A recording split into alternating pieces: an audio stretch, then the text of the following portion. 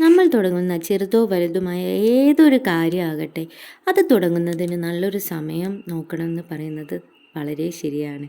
എന്നെ സംബന്ധിച്ചിടത്തോളം ഞാനും ഒരു യൂട്യൂബ് ചാനൽ തുടങ്ങിയിട്ട് ഏകദേശം 5 വർഷമായി. 2020 മെയ് 13-നാണ് ഞാൻ യൂട്യൂബ് ചാനൽ ഓപ്പൺ ആക്കിയത്. പക്ഷേ പല തവണ നിർത്തിപ്പോയതാണ്. ഇതിനിടയിൽ പല ട്രാജഡികളും ട്രോമകളും ഒക്കെ ഉണ്ടായിട്ടുണ്ടെങ്കിലും എന്താ അറിയില്ല, എനിക്കത് പൂർണ്ണമായിട്ട് ഒഴിവാക്കാൻ പറ്റാത്ത ഒരു വല്ലാത്തൊരു വീക്ക്നെസ് ആയിപ്പോയി ഈ യൂട്യൂബ് എന്നുള്ളത്. ഞാൻ പലതവണ കുറച്ച് വീഡിയോസ് ചെയ്യും. ഒരു മാസത്തിൽ ചിലപ്പോൾ ഒരു 15 വീഡിയോസൊക്കെ ചെയ്യും. പിന്നെ കണ്ടിന്യൂസ് ആയിട്ട് വീഡിയോസ് ഒന്നും ഇടാറില്ല. അത് നമ്മുടെ സാഹചര്യത്തിൻ്റെ കുറ്റം പറയാൻ വേണ്ടിയിട്ട് ഞാൻ എൻ്റെ മനസ്സിനെ തിട്ടപ്പെടുത്തിയതാണ്. അതിന് വേറെ ആരും കുറ്റം പറഞ്ഞിട്ട് കാര്യമില്ല. നമ്മൾ എന്നെ തന്നെ പറഞ്ഞാൽ മതി. നമ്മൾ എന്തൊരു കാര്യം സിൻസിയറായിട്ട് എടുക്കണം. അതൊരു സീരിയസ് ആയിട്ട് എടുത്തിട്ടില്ലെങ്കിൽ നമുക്ക് ഒരിക്കലും എവിടെ എത്താൻ പറ്റില്ല എന്ന് എനിക്ക് മനസ്സിലായിട്ടില്ല ഒരു കാര്യമാണ്. അപ്പോൾ ആരെങ്കിലും യൂട്യൂബ് ചാനൽ ചെയ്യുന്നുണ്ടെങ്കിൽ റെഗുലറായിട്ട് വീഡിയോസ് ഇടണം. അല്ലാണ്ട് നമ്മൾ എന്താ പറയുക, എൻ്റെ മാതിരി സീരിയസ് അല്ലാത്തവർക്ക് പ്രശ്നമല്ല. എനിക്കും ഇഷ്ടമാണ് വീഡിയോസ് എടുക്കാനും എഡിറ്റ് ചെയ്യാനും ഒക്കെ. പക്ഷെ പല പല കാരണങ്ങളാൽ എനിക്കതൊന്നും നടന്നിട്ടില്ല. ചിലപ്പോൾ ഒട്ടും മൂഡുണ്ടാവില്ല വീഡിയോസ് എടുക്കാനും. പിന്നെ നമ്മളെ ചിന്തകളാണ്, എന്താ പറയുക, അവരെന്ത് വിചാരിക്കും, വീട്ടിലില്ലേ മറ്റൊരെന്ത് വിചാരിക്കും. 2020-ലാണ് ഞാൻ തുടങ്ങിയതെന്ന് പറഞ്ഞല്ലോ. 2020 തുടങ്ങിയ സമയത്ത് സ്റ്റാർട്ടിങ് ഞാൻ വീഡിയോസ് ചെയ്ത് തുടങ്ങിയ പുതിയ വീട്ടിലേക്ക് വന്നതിന് ശേഷമാണ് ഞാൻ യൂട്യൂബ് ചാനൽ ഓപ്പൺ ആക്കിയത്. അപ്പോൾ വീഡിയോസൊക്കെ ചെയ്തു ഇങ്ങനെ ഒന്ന് റെഗുലറായിട്ട്. അന്ന് ഏകദേശം ഇപ്പോഴത്തെ മാതിരിയല്ല, നല്ല ഇപ്പം ഭയങ്കര ടൈറ്റാണ് യൂട്യൂബ് ചാനൽ എന്ന് പറഞ്ഞിട്ടുണ്ടെങ്കിൽ.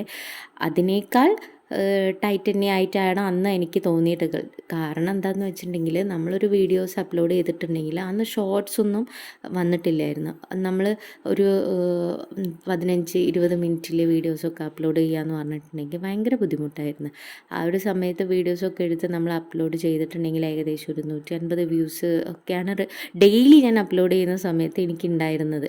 പിന്നെ ഇങ്ങനെ പതിയെ പതിയെ കയറി വന്ന സമയത്ത് എന്തോ നീ അങ്ങനെ അങ്ങോട്ട് പൊങ്ങി വരണ്ട എന്ന് പറഞ്ഞിട്ട് ദൈവം എനിക്കൊരു ചെറിയൊരു അടി തരും.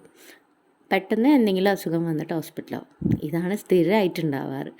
അപ്പം പിന്നെ കുറേ കഴിഞ്ഞതിന് ശേഷം ബോറടിച്ച് വീട്ടിലിരുന്നിട്ട് ഒറ്റയ്ക്കായതിന് ശേഷവും പിന്നെ അമ്മ അമ്മയ്ക്ക് വന്ന അസുഖം ഞങ്ങളെ വല്ലാതെ ബാധിച്ച്.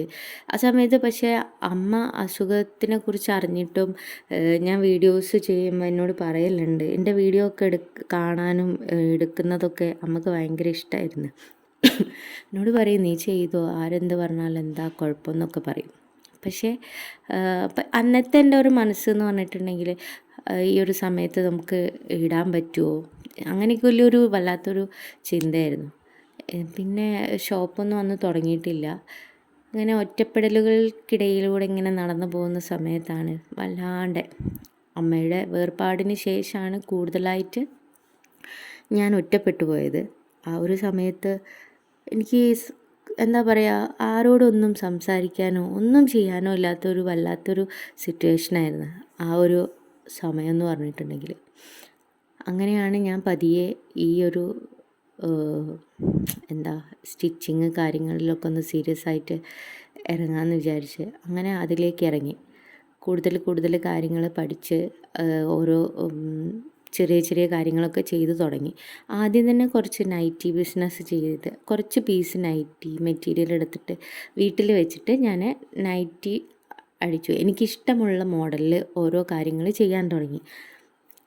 അങ്ങനെ വാട്സപ്പിൽ സ്റ്റാറ്റസായിട്ടും വാട്സപ്പ് ഗ്രൂപ്പ് ഉണ്ടാക്കി അതിൽ സെൻഡ് ചെയ്യാനൊക്കെ തുടങ്ങി. അങ്ങനെ ചെറിയ ചെറിയ ഓർഡറുകളൊക്കെ നമ്മളെ നാട്ടിലുള്ളവർ തന്നെ തരാൻ തുടങ്ങി.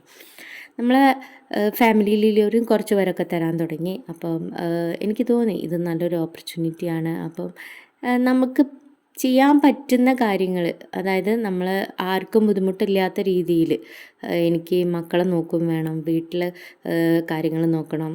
എനിക്ക് അങ്ങനെ നമ്മളെല്ലാവരും ഒരേ ചിന്താഗതി ആയിരിക്കില്ല. പക്ഷേ എനിക്ക് അങ്ങനെയായിരുന്നു.